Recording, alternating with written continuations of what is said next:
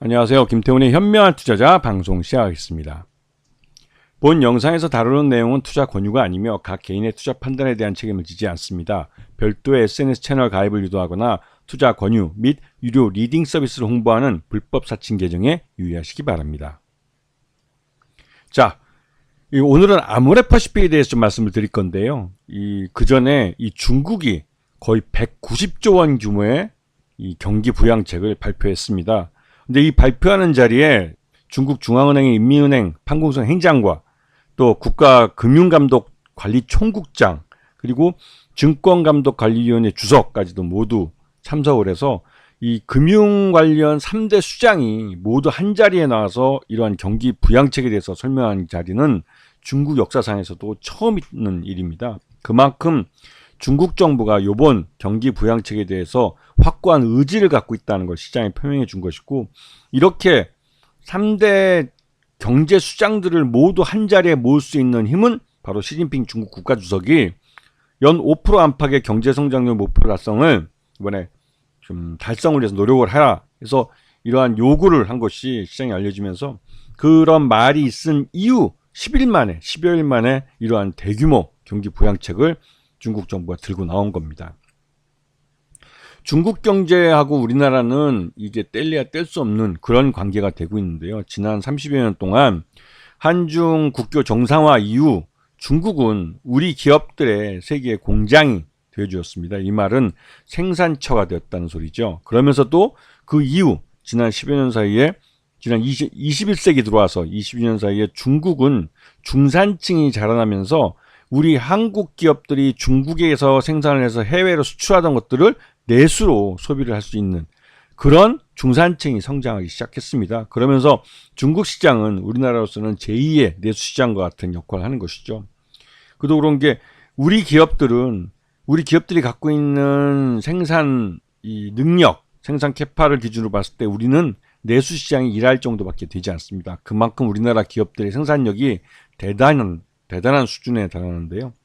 그러다 보니 이 잉여 9할이나 되는 이 생산 잉여품을 소비할 시장이 필요합니다. 그래서 전 세계로 우리나라는 무역을 하고 있죠. 그래서 우리나라는 자유무역에 가장 큰 수혜를 받는 나라 중에 한 곳입니다. 특히 중국 같은 경우는 우리가 공들여서 지난 30여 년 동안 키워온 시장으로, 이 중국 시장에서 윤석열 정부 이전만 해도 우리가 매년 약 600억 불의 그 무역 수지 흑자를 봐왔던 시장입니다. 근데 이 시장이 이제는 흑자는 고사하고 적자를 걱정하는 그런 시장을 변했었는데요. 이렇게 된 이유는 중국이 경기가 워낙 나쁜 데다가 윤석열 정부에서 현중론에 입각한 이 대중국 강경책들로 중국과의 이 거리감을 두면서 중국 정부에서도 우리나라에게 그 수출하던, 그 수입을 해오던 물품들을 다른 제3국으로 돌리도록 이런 눈에 보이지 않는 이런 손이 작용을 해왔던 것이죠. 그러면서 이제 우리나라가 이 무역 적자가 한 10몇 개월 동안 연속이 됐던, 윤석열 처음 집권했을 때 지금 18개월 동안인가요? 거의 뭐 12개월인가 1년이 넘게 무역 적자를 보기도 했습니다. 자, 이런 상황 속에서 아모레퍼시픽은 중국 시장에 막대한 투자를 해왔습니다. 이거는 예전에 우리가 이제 박근혜 정부 때 이제 사드 보복 때문에 우리가 이제 크게 한번 중국 이 화장품 시장에서 그 큰 타격을 받았었는데요.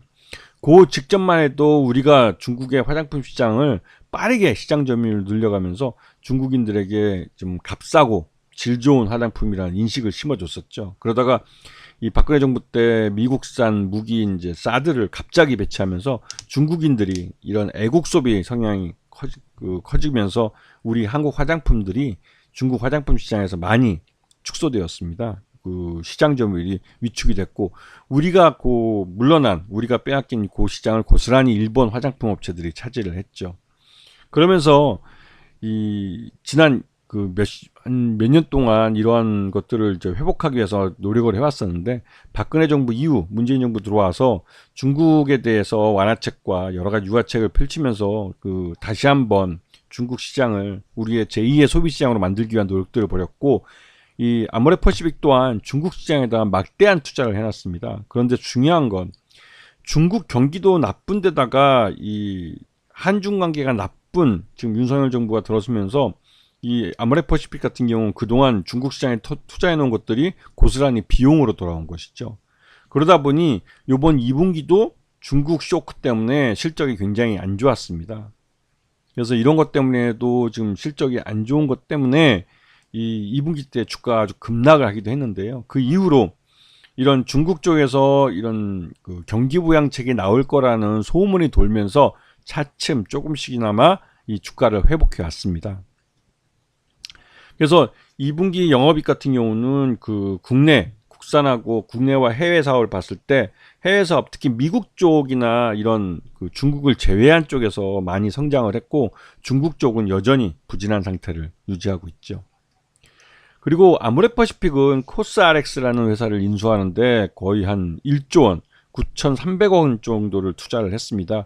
이 비용이 들어갔기 때문에 아모레퍼시픽의 실적이 그렇게 좋을 수가 없죠. 왜냐하면 그만큼의 현금이 사외로 유출된 거기 때문에 그런 건데요. 그리고 이러한 대규모 그 M&A도 했는데도 불구하고 아모레퍼시픽의 최대 주주는 지분이 44.77%로 꽤 큰 편입니다. 경영권이 굉장히 안정되어 있는 그런 상황이기도 하죠. 그리고 이제 2분기 실적을 발표하고 나서 아모레퍼시픽의 목표 주가를 대부분의 증권사들이 낮췄습니다. 이렇게 낮춘 거는 2분기 때 중화권에서 이 실적 쇼크가 아모레퍼시픽이 지금 중국을 제외한 나머지 나라, 다른 해외에 대한 투자를 다시 늘리고 있는 때지만 그 투자한 것들이 다시 수익으로 회수되어 돌아오는 데는 또 꽤 큰 시간차가 걸리게 되어 있습니다. 그러다 보니 아모레퍼시픽은 지금 당장 중국에 투자한 것이 이 비용으로 돌아오기 때문에 이 부분 때문에도 수익성에 좀 의문이 들기도 하고, 이런 부분 때문에도 증권사들이 이 목표 주가를 많이 낮췄습니다. 그랬다가 요번에 새로 이제 중국이 180조 원 플러스 알파라는 대규모 경기 부양책을 내놓으면서 중국의 소비가 다시 살아날 가능성이 크고, 특히나 최근 들어서 이 중국의 젊은 층, MZ세대라는 이런 젊은 층들은 그 부모 세대와 또 다르게 소비에 있어서 이런 애국 소비에서 좀 탈피되는, 좀 합리적인 소비를 하기 시작하는 그런 모습을 보여주고 있습니다.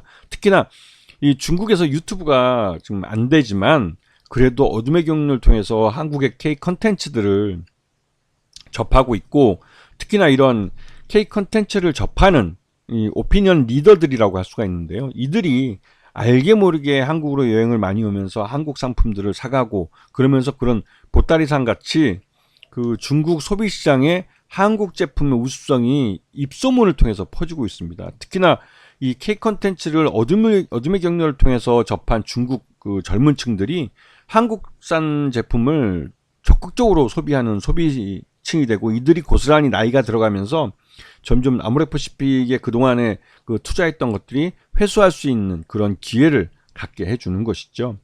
그런 면에서 이 아모레퍼시픽이 중국의 경기 부양책이 발표된 이후 아모레퍼시픽에 대한 그 목표 주가는 증권사들에서 다시 한번 수정이 될 가능성이 큽니다. 지금 보시게 되면 아모레퍼시픽이 그래도 이제 중국에 대해서 이 우리나라 윤석열 정부도 유화책을 나타내고 하면서 이 2024년 들어와서 그래도 좀 회복되는 모습을 보였지만, 결국 뚜껑을 열어봤을 때 중국 소비가, 그러니까 중국에서의 소비 자체가 굉장히 좀 둔화되고 중국 경기가 나쁘다는 사실이 확인이 되면서 주가가 아주 급락세를 나타냈죠. 그 충격에서 지금 벗어나가고 있는 과정이고, 중국도 앞에서 말씀드렸던 180조 이상의 그 경기 부양책을 내놓으면서 중국 소비가 조금씩이라도 회복될 가능성이 있고, 그 회복세에 우리 아모레퍼시픽은 한국 화장품을 대표하는 그런 브랜드라는 의미에서 그 중국의 젊은 MZ세대들에게 소비가 증가될 가능성이 크다는 것이죠. 그리고 최근 들어서 중국의 이 단체 관광객은 지금 아직까지는 들어오지 못하고 있지만, 이 중국의 중국인들의 개인 여행처로 이제 한국이 많이 언급되고, 그러면서 자연스럽게 한국산 제품들에 대한 우수성이나 이 품질이나 이런 것들이 알려지고, 그러면서 이제 그런 그 개인들의 소비가 그러니까 중국 내에서의 한국 브랜드들에 대한 이미지를 다시 개선시키고 있는 그런 모습을 보여주고 있습니다. 그래서 아모레퍼시픽은 이러한 중국의 경기 부양책의 수혜를 받는 가장 대표적인 종목이라고 할 수가 있는 것이죠. 아시겠죠? 자, 오늘 방송 여기서 마치겠습니다. 감사합니다.